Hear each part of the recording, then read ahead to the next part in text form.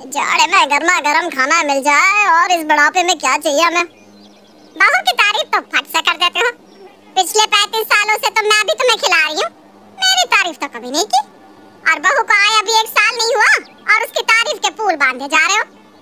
अरे भगवान, गुस्सा क्यों होती हो? तुम्हें तो खुश होना चाहिए कि बुढ़ापे में तुम्हें तुम्हारी पसंद के गोल गोल गर्मा गर्म फुलके मिल रहे हैं। हाँ, ये बात तो सही कही।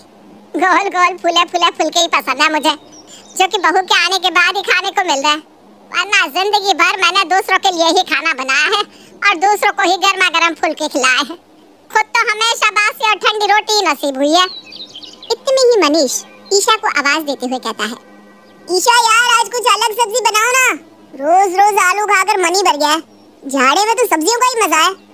ठीक है, एक काम करती हूँ, आज पनीर की सब्जी और गरम मटर की कचौड़ी बना देती हूँ। अरे नहीं नहीं नहीं यार, माँ को फुलके ही पसंद है और इस उम्र में ज्यादा तेल घी उनकी सेहत के लिए सही भी नहीं है। तुम फुलकी के साथ मटर पनीर बना देना। मम्मी जी और पापा जी के लिए मैं गरम फुलकी बना दूंगी और तुम्हारे लिए मटर की गरम गरम कचौड़ी।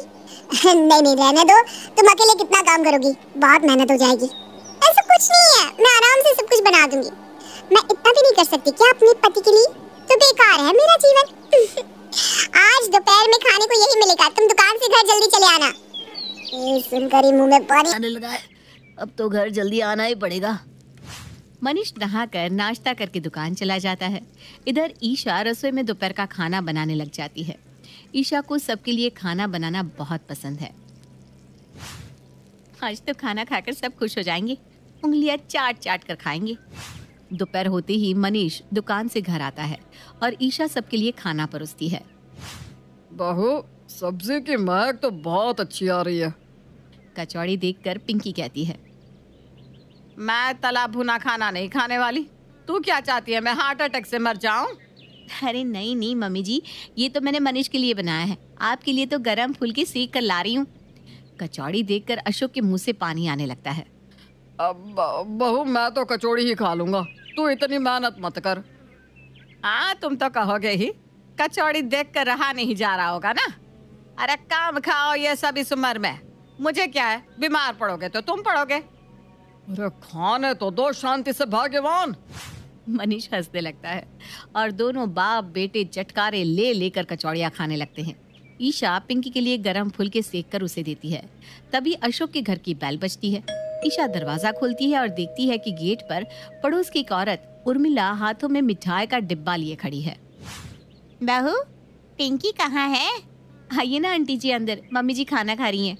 नहीं नहीं बेटा, मैं बस अपने बेटे की सगाई की मिठाई देने आई हूँ। मम्मी जी से मिल तो लीजिए आंटी। उर्मिला पिंकी से मिलती है और उसे अपने बेटे की सगाई के बारे में बताती है। बहुत खुशी हुई जानकर। ए बहू, उर्मिला के लिए प्लेट लगा, अब आई है तो खाकर ही जाना होगा। हाँ, मटर की कचौड़ी और पनीर की सब्जी मेरी ना फेवरेट है। उर्मिला खाती है और तारीफ के पुल बांध देती है। बहू तो लाजवाब खाना बनाती है। मेरी बहू भी पिंकी की बहू की तरह खाना बनाने में माहिर हो तो मेरा बुढ़ापा आराम से कट जाएगा। हाँ हाँ, तेरी बहू भी अच्छी आएगी, चिंता मत कर उर्मिला। बहू एक काम करना, तो कचौड़ी मुझे पैक करके भी दे देना। पेट भर गया लेकिन मन नहीं भरा। इसी तरह दिन बीतने लगते हैं। ईशा का रात दिन रसोई में ही निकल जाता है। एक रोज ईशा की फ्रेंड नीता का उसे कॉल आता है। यार ईशा, जब से तेरी शादी हुई है तो बस ससुराल वाली हो गई है। दोस्तों के लिए वक्त ही नहीं मिलता क्या तुझे? ऐसी बात नहीं है, सब दोस्तों की शादी हो गई, सब अपने में बिजी हैं, तो मैं क्या बोलूं। हम बस सहेलियां आपस में एक दूसरे से जुड़े रहे, इसलिए मैंने किट्टी चालू करने का वास्ता तुझे आना ही होगा। हाँ ठीक है, आ जाऊंगी बस। अगले दिन ईशा किट्टी के लिए तैयार होकर नीता के घर चली जाती है। किट्टी में सब के साथ एंजॉय करते हुए इतनी देर हो जाती है कि रात के 9 बज जाते हैं और ईशा को पता ही नहीं चलता। अचानक जब ईशा फोन देखती है तो उसके होश उड़ जाते हैं। अरे यार, बहुत देर हो गई, मुझे ना घर जाकर भी खाना भी बनाना बाकी है। इधर ईशा के लेट आने के कारण पिंकी खाना बना लेती है। एक बार तो ईशा को बहुत बुरा लगता है, लेकिन फिर वो सोचती है रोज तो मैं गरम ही बनाती हूँ, एक दिन में क्या ही हो जाएगा। अगले दिन जैसे ही ईशा नाश्ता बनाने लगती है, वैसे ही उसकी किट्टी वाली एक फ्रेंड का फोन आ जाता है और वो खाना बनाते बनाते उससे बात करने लगती है। ईशा सबके लिए नाश्ता लगा देती है और पिंकी के लिए गर्मा गर्म फुलके सेकने लगती है। बात के चक्कर में उसके फुलके जल जाते हैं और वो वही जला हुआ फुलका पिंकी को परोस देती है। जला हुआ फुलका देखकर पिंकी का दिमाग खराब हो जाता है। बाहो, दिमाग कहाँ है तेरा? जले हुए फुलके तू दे रही है मुझे? पिंकी की तेज आवाज के कारण ईशा तुरंत फोन रख के कहती है, सॉरी मम्मी जी, मैं अभी दूसरा ला देती हूँ। भाग्यवान, कभी कभी हो जाता है। कोई बात नहीं बहू, आगे से ध्यान रखना। हाँ, कल शाम में भी गायब थी और आज फुलके जले हुए।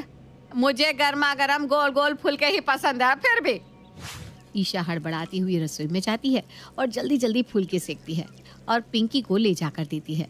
पिंकी जैसे ही फुलके उलटती है तो देखती है कि ये फुलका भी जला है। रहने दे बहू, मुझे नहीं खाना। पता नहीं क्या हो रहा है, फुलके कैसे जल गए? हे भगवान, क्या करूं? इतने में ही नीता का फोन आता है और ईशा उससे बात करने में सब भूल जाती है। दोपहर के वक्त ईशा सोचती है, चावल दाल सब्जी ही तो बनाना है, वो तो तुरंत बन जाते हैं।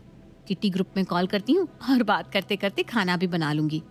ईशा ग्रुप वीडियो कॉल करती है और अपनी किट्टी फ्रेंड से बात करते हुए खाना बनाने लगती है। Hi friends, how are you? आप बता ईशा, कैसा लगा तुझे किट्टी ज्वाइन करके? पहले दिन थोड़ी देर हो गई, अब नहीं होगी। इतना तो चलता है यार, मैं तो खाना बनाते बनाते बात कर रही हूँ। अरे मैं भी। ईशा बात में इतनी मशरूफ हो जाती है कि खाने में नमक ज्यादा डाल देती है। जब सब खाना खाते हैं तो ईशा का मुंह देखने लगते हैं। ईशा, क्या हो गया है तुम्हें? दाल और सब्जी में कितना नमक है और चावल तो कच्ची ही है। दिन भर फोन पर लगी रहेगी तो क्या होगा? पता नहीं ऐसी कौन सी किट्टी ज्वाइन कर लिया जो दिन भर रसोई में बात में ही लगी रहती है। उसी का नतीजा है ये। ऐसा नहीं है मम्मी जी, एक ही दिन तो हुआ है और आप इतना सुना रही हैं। मेरी फ्रेंड्स ने तो कितनी सारी किट्टी ज्वाइन की हुई है। एक ही दिन में तो ऐसी हालत कर दी तूने। शांति शांति, सब एक साथ बरस जाओगे तो क्या होगा? उसने भी अभी नई नई किट्टी ज्वाइन की है तो थोड़ा क्रेज होता है दोस्तों से बात करने का। बहुत बहू का पक्ष लेते हो ना। अब आप ही खाओ ये खाना, मुझसे तो एक निवाला भी नहीं खाया जाएगा। मम्मी जी बस 2 मिनट, मैं अभी सब ठीक करके लाती हूँ। ईशा तुरंत जाकर खाना ठीक करती है, लेकिन कहते हैं ना, खराब को कितना भी ठीक किया जाए वो रहता तो खराब ही है। अब सब सही हो गया है। मम्मी जी खा के देखिए ना आप। और पिंकी खाकर कहती है, लगता है अब जला कच्चा नमक वाला खाना खाने की आदत डाल लेनी चाहिए हमें। आपको ही तो जलन हो रही थी कि मुझे रोज गर्मा गर्म फुलके खाने को मिल रहा है। हो गया ना अब। वही खाना सब मुंह बनाकर खा लेते हैं। अब जब देखो ईशा फोन पर अपनी किटी फ्रेंड्स के साथ लगी रहती। दिन बीतने लगते हैं और जब देखो ईशा जला खाना और जला फुलका ही बनाती। एक रोज उर्मिला पिंकी के घर आती है। पिंकी, तेरी बहू बहुत अच्छे गोल गोल गरम गरम फुलके बनाती है। वैसे ही फुलके मेरी बहू को बनाना सिखा देगी क्या? अरे क्या सिखाएगी? ये बहुओं से ना कुछ कहना ही बेकार है। अब तो वो किट्टी वाली हो गई है।